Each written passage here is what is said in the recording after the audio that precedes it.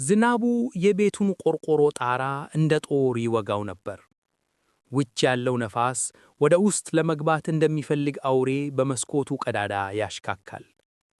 ነገር ግን በዚች ጠባብ የጭቃ ቤት ውስጥ ያሉት ሦስቱ ወንድማማቾች ለውጩ ጫጫታ ትኩረት አልሰጡም። ትኩረታቸው ጠረጴዛው ላይ በተቀመጠው ነገር ላይ ብቻ ነበር። በክፍሉ መሃል በሸክላ ድስት ውስጥ የሚጤስ ዕጣን ክፍሉን በወፍራምና ደስ የማይል ሽታ ሞልቶታል። ሽታው እንደ ተቃጠለ ቅጠል እና እንደ አሮጌ ቆዳ ይሸት ነበር። የታላቁ ወንድም የቃሲም ዓይኖች በሻማው ብርሃን ውስጥ እንደ ድመት ያበሩ ነበር። እጁ ላይ የያዘውን ጥቁር ፈሳሽ የተሞላ ዋንጫ እያወዛወዘ ወደ ወንድሞቹ ተመለከተ። ጊዜው ደርሷል አለ ቃሲም፣ ድምፁ ከነጎድጎዱ ጋር እየተፎካከረ። ይህንን ከተጎነጨን በኋላ ወደ ኋላ መመለስ የለም። የሕልም መንገደኞች እንሆናለን። አባታችን የቀበረውን ወርቅ ካላገኘን ማንም አይነቃም። መካከለኛው ወንድም ዳዊት ወፍራም የሆነ ቀይ ገመድ ወገቡ ላይ ያሰረ ነበር። ገመዱ ሦስቱንም ወንድማማቾች አንድ ላይ አስተሳስሯቸዋል። ቋጠሩ ጠንካራ ነው አለ ዳዊት ገመዱን እየጎተተ። በዚያኛው ዓለም ብንጠፋፋ እንኳ ይህ ገመድ አንዳችንን ከአንዳችን ይጎትተናል። ማንም ብቻውን አይቀሩም። የሁሉም ዓይን ግን ወደ መጨረሻው ልጅ ወደ ኤልያስ አረፈ። ኤልያስ ገና የ19 ዓመት ወጣት ነበር። ፊቱ በላብ ተጠምቋል። እጆቹ ይንቀጠቀጣሉ። የክፍሉ ጨለማ በሱ ላይ ያነጣጠረ ይመስል ጥላው በአንገቱ ላይ ተጠምጥሟል። ቃሲም አለ ኤልያስ በሹክሹክታ፣ ይህ ዕጣን ሽታው ትክክል አይደለም። ደግሞም ከኋላ ያለው ጥላ የራሱ አይመስለኝም። ቃሲም ሳቀ። ሳቁ ግን ደረቅ ነበር። ፍርሃት ነው ኤልያስ፣ ፍርሃት የሌለውን ነገር ያሳያል። ጠጣ ብሎ ዋንጫውን አቀበለው። ኤልያስ ዋንጫውን ተቀበለ። ፈሳሹን ወደ አፉ ሲያስጠጋ የሞተ አፈርና የብረት ጣዕም ተሰማው። አማራጭ አልነበረውም። ዓይኑን ጨምሶ ተጎነጨው። ፈሳሹ ጉሮሮውን እያቃጠለ ወረደ። ሦስቱም ወንድማማቾች ወለሉ ላይ በተነጠፈው ምንጣፍ ላይ ተኙ። እርስ በርሳቸው በገመዱ ተሳስረዋል። መጀመሪያ የዳዊት ትንፋሽ ከበደ። ቀጥሎ የቃሲም እጅ ዘልፍለፍ አለ። ኤልያስ ግን የመጨረሻውን የሻማ ብርሃን እያየ ነበር። ልክ ሊያንቀላፋ ሲል አንድ አስፈሪ ነገር አስተዋለ። በግደኛው ላይ የሚታየው የሦስቱ ወንድማማቾች ጥላ ቁጥሩ ተቀየረ። 4 ሆነ። 4 ብሎ በውስጡ ጠየቀ። ሊጮህ ፈለገ። አትተኙ፣ ክፍል ውስጥ ሌላ ሰው አለ ለማለት ፈለገ። ነገር ግን ምላሱ ከሰማይ ጋር ተጣበቀ። የሕልም ዓለም በሩን በኃይል ከፈተና ወደ ውስጥ ጎተተው። የመጨረሻው የሰማው የሻማው መጥፋትና እንኳን ደህና መጣችሁ የሚል ማያውቀውን ሰው የሹክሹክታ ድምፅ ነበር። ከዚያ በኋላ ጨለማ ዋጣቸው። ኤልያስ ሲነቃ መጀመሪያ ያስተዋለው ነገር ብርሃኑን ነው። የፀሐይ ብርሃን አይደለም፣ እንደ ጨረቃ የተቀዘቀዘ ግን እንደ ደም የቀላ ደብዛዛ ብርሃን ከሰማይ ይወርድ ነበር። ተነስቶ ለመቆም ሞከረ። እግሮቹ መሬቱን ሲረግጡ መሬቱ አፈር ሳይሆን እንደ ስፖንጅ ለስላሳ ነበር። አየር ውስጥ ያለው ሽታ ተቀይሯል። የቅድሙ የበሰበሰ ሽታ ጠፍቶ አሁን የሚጣፈጥ የአበባ ሽታ፣ ነገር ግን የቀብር ስነ ሥርዓት ላይ የሚሸጥ አይነት የደረቀ የአበባ ሽታ ይሸታል። ቃሲም፣ ዳዊት ብሎ ተጣራ። ድምፁ ከአፉ ሲወጣ አየር ላይ እንደ ብርጭቆ ተሰባብሮ ወደ መሬት ወደቀ እንጂ አላስተጋባም። በዚህ ዓለም ውስጥ ድምፅ አይጓዝም፣ ቃላት ክብደት አላቸው። ወገቡ እንዳበሰ ቀዩ ገመድ አለ። እፎይታ ተሰማው። ገመዱ ተጧጥሯል። ወደፊት ወደ ወፍራሙ ነጭ ጉም ውስጥ ይረዝማል። ልቡ በደስታ ተሞላ። ወንድሞቼ ያሉ አልጠፋንም ብሎ አሰበ። ገመዱን እንደ መሪ እየተተከመ በጉሙ ውስጥ መራመድ ጀመረ። አካባቢው የራሳቸውን መንደር ይመስላል፣ ግን የተገለበተ ነው። ዛፎቹ ሥራቸው ወደ ሰማይ፣ ቅጠላቸው ወደ መሬት ተተክለዋል።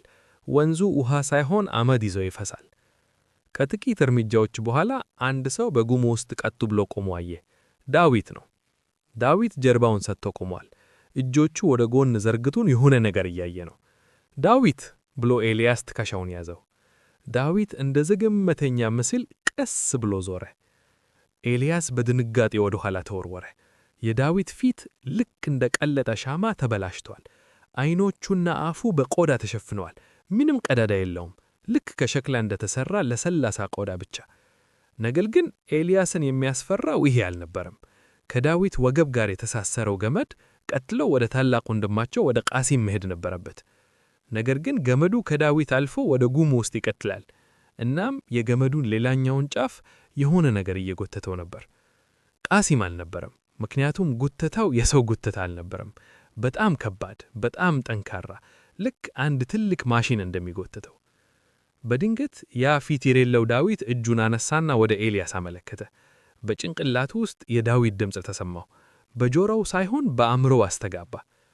ኤልያስ ገመዱን ቁረጠው፣ አራተኛው ሰው አግኝቶናል፣ ወደ ጉድጓዱ እየወሰደን ነው። ኤልያስ ገመዱን ለመፍታት እጁን ወደ ወገቡ ላከ። ግን ገመዱ እንደ እባብነት ተቀይሮ በወገቡ ላይ ጠበቀ። ሊፈታ አልቻለም። የገመዱ ጫፍ በኃይል ተጎተተ። ሦስቱም ወንድማሞቹ ልክ እንደ ተያያዘ ባሩንድ መሬቱን እየቧተቱ ወደ ማያቁት የሕልም ጥልቀት ተጎተቱ። ያ በኃይል ሲጎትታቸው የነበረው ገመድ በድንገት ላላ። ኤልያስ በጉልበቱ ወደቀ። የሕልሙ ጉም ቀስ ብሎ ሲገፈፍ የቆሙበት ቦታ ባዶ ሜዳ አለመሆኑን ተረዳ። ቦታውን ያውቀዋል። ያደጉበት የድሮ ግቢ ነው። ነገር ግን ቤቱ ተቀይሯል። የቤቱ ግድግዳዎች በፈሳሽ አተላ ተሸፍነዋል። ልክ ቤቱ ላብ እንዳጠመቀው ሁሉ ይወለወላል። በግቢው መሃል የነበረው ትልቁ የዋንዛ ዛፍ አለ። ነገር ግን ቅጠል የለውም። በቅጠል ፋንታ በሺህ የሚቆጠሩ የሰው ጆሮዎች ቅርንጫፉ ላይ ተንጠልጥለዋል። ጆሮዎቹ ይንቀሳቀሳሉ፣ ያዳምጣሉ። ወርቁ እዚህ ነው ያለው። ድምፁ የቃሲም ነበር። ኤልያስ ቀና ብሎ ሲያይ ታላቅ ወንድሙ ቃሲም ከዛፉ ስር ተንበርክኮ አየ። ቃሲም ወደ ሕፃንነት መጠኑ ተቀይሯል፣ ግን ፊቱ ያው የሽማግሌ ፊቱ ነው። በእጆቹ መሬቱን ይቆፍራል። አካፋ የለውም። በባዶ ጣቶቹ ደረቁን መሬት ይቦጭቀዋል። ጥፍሮቹ ተነቃግለዋል። ደም ይፈሳል፣ ግን መቆፈሩን አያቆምም። አባዬ እዚህ ነው የደበቀው፣ ለእኔ ነው የሰተኝ ይላል ቃሲም በሕፃን ድምፅ እየተነሰቀሰ። ለእናንተ አልነገረም፣ ለእኔ ብቻ ነው የነገረኝ። ኤልያስ ወደ መካከለኛው ወንድሙ ወደ ፊት የሌለሽው ዳዊት ተመለከተ። ዳዊት ቤቱን እያየ ይንቀጠቀጣል። ገመዱ ዳዊትን ወደ ቤቱ በር እየጎተተው ነው። የቤቱ በር በራሱ ጊዜ ክራራራ ብሎ ተከፈተ። ከውስጥ የሚወጣው ሽታ የዕጣን ሳይሆን የበሰበሰ ሥጋ ሽታ ነበር። ኤልያስ ድንገት አንድ የልጅነት ትውስታ ብልጭ አለለት። ገና የ7 ዓመት ልጅ እያለ አባታቸው ሦስቱን ሰብስቦ ያስጠነቀቃቸው ቀን። አባታቸው አንድ ጥቁር ሳጥን ይዞ ነበር።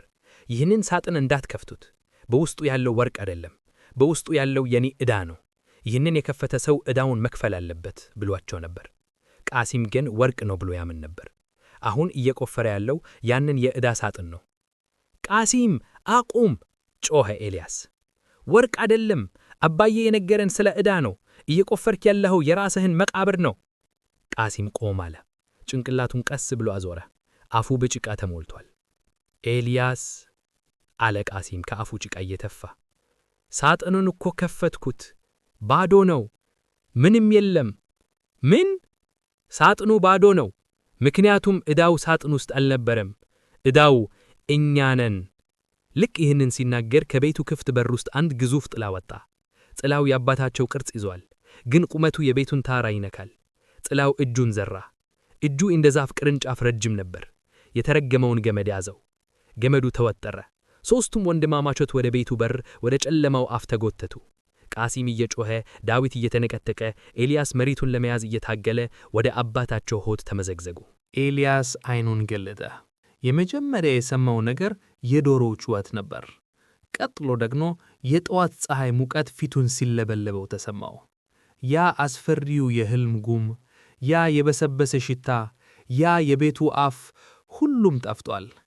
ነቃሁ አለ ኤልያስ በረጅም ትንፋሽ። ሕልም ነበር፣ ሁሉም ሕልም ነበር። ከወለሉ ላይ ለመነሳት እጁን ተደገፈ።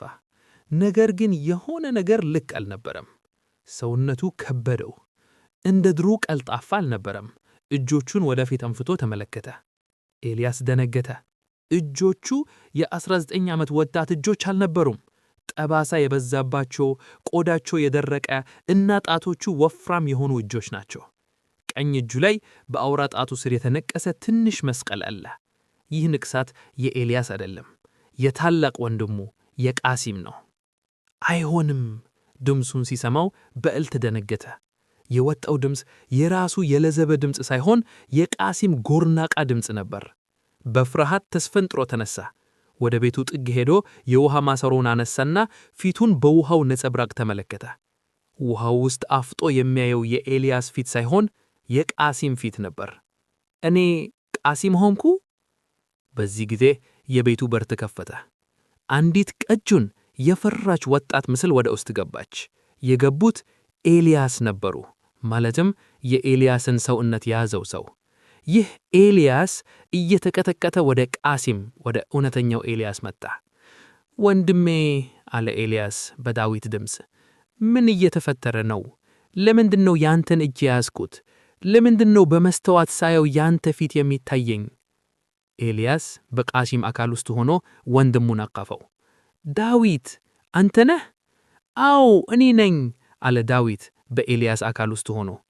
ተቀያየርን፣ እኔ ወደ አንተ ሰውነት፣ አንተ ወደ ቃሲም ሰውነት። ቆይ ታዲያ ወደ እኔ ሰውነት የገባው ማን ነው? ሁለቱም በድንጋጤ ራቅ አሉ።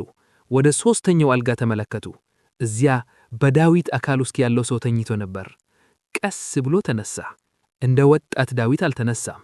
እንቅስቃሴው የሽማግሌ ነበር። አንገቱን ሲያዞር አጥንቶቹ ክራክ ብሎ ጮኹ። እግሮቹን መሬት ላይ ሲያሳርፍ የአባታቸው የተለመደ የግራ እግር ማነንከስ ይታይበት ነበር። ዳዊት አባታቸው ፈገግ አለ። ያ ፈገግታ ግን የዳዊት የዋህ ፈገግታ አልነበረም። ቀዝቃዛና የድል ፈገግታ ነበር።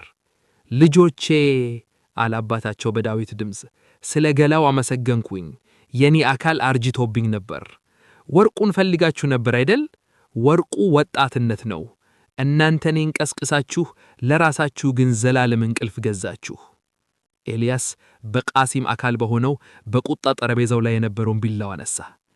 ከወንድሜ አካል ውጣ ያ እርኩስ መንፈስ ብሎ ጮኸ።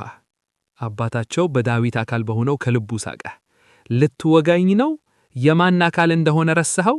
ያ የያዝከው ቢላ የወንድምህን ዳዊትን ደም ነው የሚያፈሰው። እኔ ብገድለኝ ወንድምህን ትገድላለህ። እኔ ብሙት ዳዊት ለዘላለም ይጠፋል። ኤልያስ እጁ ተከተከተ። ወጥመዱ ገና መግባቱ ነበር። ከእንቅልፍ ነቀዋል፣ ግን ወደ ባሰ ጅዥየት ውስጥ። ኤልያስ በቃሲም አካል ውስጥ ሆኖ ቢላውን ይዞ ወደ ኋላ አፈገፈገ። አባታቸው በዳዊት አካል በድል አድራጊነት እየሳቀ ወደ እነሱ ጠጋለ። ሞኞች አለ አባታቸው፣ ከዚህ ዓለም መውጫ የለም። ይህ ዓለም እኔ የፈጠርኩት ገነት ነው።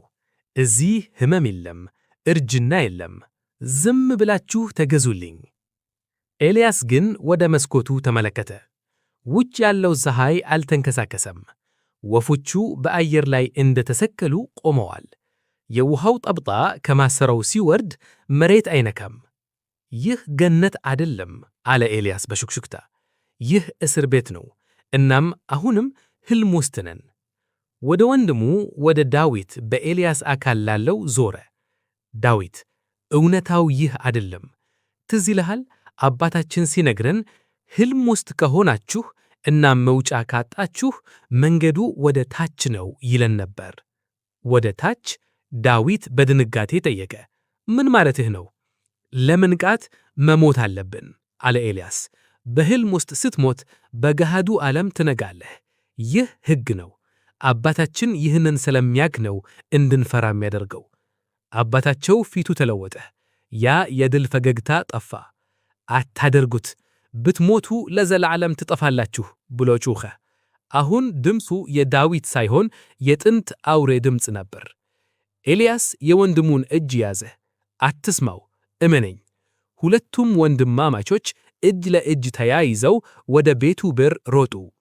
አባታቸው ሊያዛቸው ጥላውን ዘረጋ፣ ግን ዘገየ። ከቤቱ ወጥተው ወደ መንደሩ ገደል ጫፍ ሮጡ።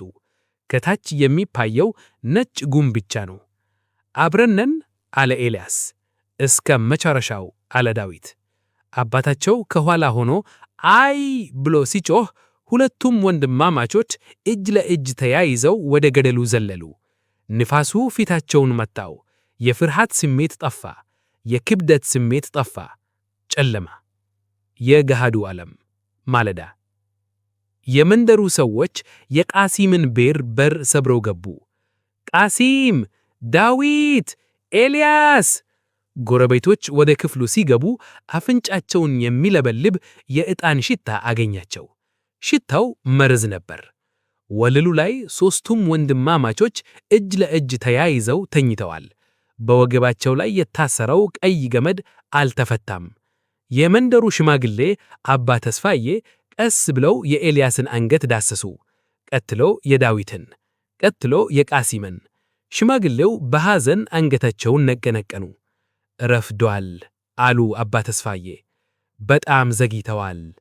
ሰዎች በሐዘን ሲያለቅሱ የአንድ እንግዳ ነገር ተፈጠረ። ሦስቱም ወንድማማቾች ፊት ላይ አንድ አይነት ስሜት ይታይ ነበር። ፍርሃት አይደለም፣ ሕመም አይደለም፣ ፈገግታ ነበር። ከዚህ ክፉ ዓለም፣ ከዚህ ድህነትና መከራ ስለዓለመቱ በዚያኛው ዓለም በራሳቸው ሕልም ውስጥ አባታቸውም ስላሸነፉ እና ነፃ ስለወጡ ፊታቸው ላይ የዘላለም ሰላም ይታይ ነበር። እነሱ አልነቃም፣ ምክንያቱም የነቃቱት ወደ ተሻለ ዓለም ነበር። በመንደር ውስጥ ግን እስከ ዛሬ ድረስ እንዲህ ይባላል። ማታ ማታ ዝናብ ሲዘንብ ቀይ ገመድ ያዙ ሦስት ወንድማማቾች በሕልማችሁ ከመቱ አትፈሩ፣ እነሱ የመንደሩ ጠባቂዎች ናቸው።